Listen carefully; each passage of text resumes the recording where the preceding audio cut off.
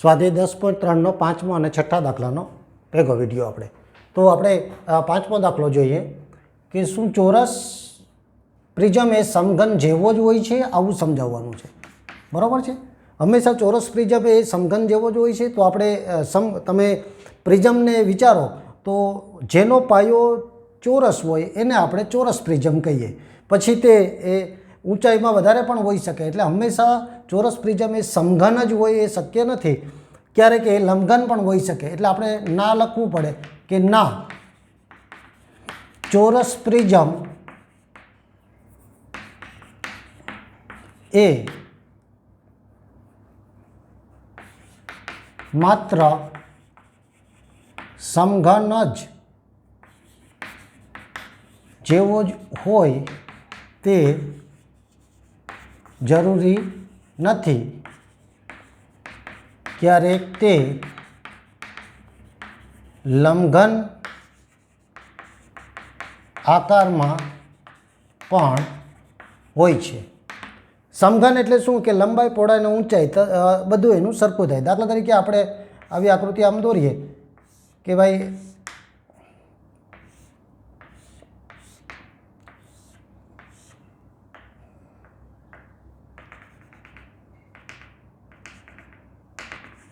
આ તમને સમઘન આકાર જોવા મળશે.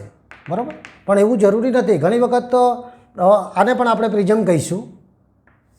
આવી પણ આકૃતિ હોય. ચાલો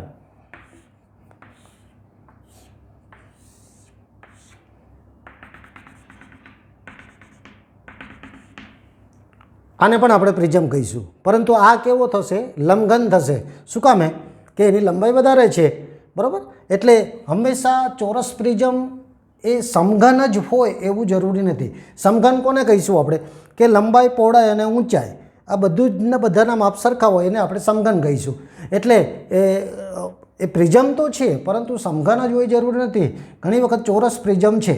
જો આનો પાયો પણ ચોરસ થશે એટલે આને પણ આપણે ચોરસ પ્રિઝમ જ કહીશું. આને પણ આપણે ચોરસ પ્રિઝમ. પરંતુ આને શું કહેવાશે? લંબઘન. જ્યારે આને કહેવાય સમઘન. બરાબર. એટલે મિત્રો આ રીતે આવા વિડીયો જોઈને તમે આવું શીખતા રહેજો.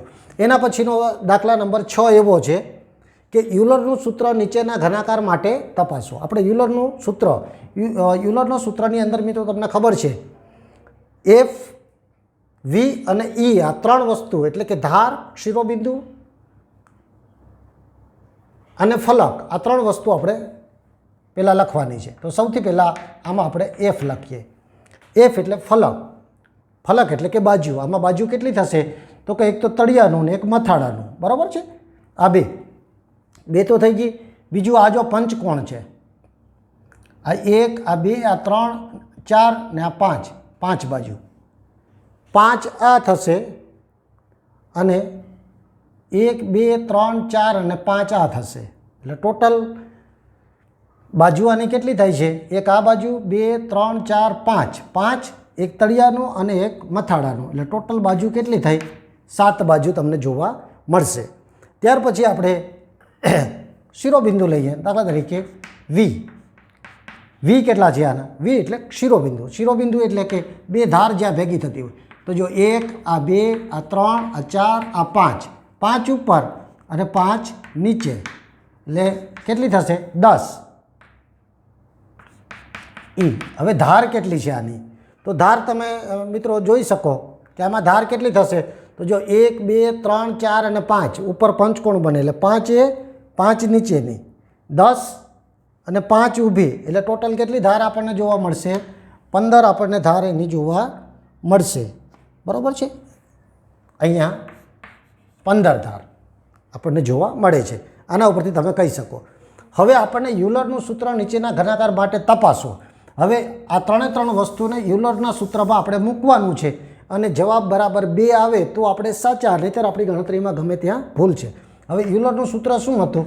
કે એફ વત્તા વી માઇનસ ઈ બરાબર 2 થવા જોઈએ. આ યુલરનું સૂત્ર છે. તો ચાલો એફ કેટલા છે અહીંયા? તો કે 7 પ્લસ વી છે 10 માઇનસ ઈ કેટલા છે? તો કે 15 બરાબર 2 થવા જોઈએ. 7 ને 10 17, 17 માઇનસ 15 બરાબર 2. હવે 17 - 15 એટલે 2 જ થશે, એટલે 2 બરાબર 2. આ આપણે યુલરના સૂત્ર પ્રમાણે આપણે તપાસી લીધું, એટલે આ યોગ્ય છે. બરાબર. ચાલો હવે બીજી આકૃતિ આપણે જોઈએ મિત્રો. એમાં પણ આપણે પહેલાં આપણે નોંધ કરીશું એફ, પછી આપણે વી અને આપણે ઈ, આ ત્રણેયની આપણે નોંધ કરીશું. તો ચાલો એફ ફલક આપણે જોઈએ. તો જો તમે જોયું તો પહેલાં ડબ્બા આકારનું તમે જોઈ શકો. એટલે ફલક એટલે બાજુ કેટલી છે? તો કે એક તો પહેલાં 4 બાજુ આ અને 4 ત્રિકોણ ઉપર જાય. 4 ને 4 કેટલા થશે? 8. એક તળિયું એટલે કેટલા ફલક મળશે? 9 ફલક તમને મળે છે. બરાબર.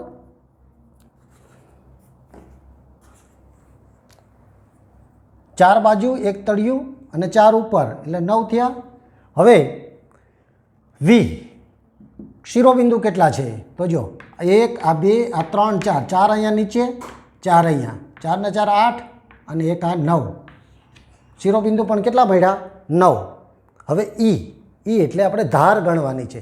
તમે ધાર ગણશો તો જો આ 1 આ 2 3 ને 4 4 તળિયાની, એ જ પ્રમાણે અહીંયા 4 ને 4 8, એ જ પ્રમાણે 4 ઉપર, એટલે આ તળિયાની 4 આ 4 એટલે 8 4 આ ઊભી એટલે 12 અને 4 આ ઉપરની એટલે 16 થશે કુલ.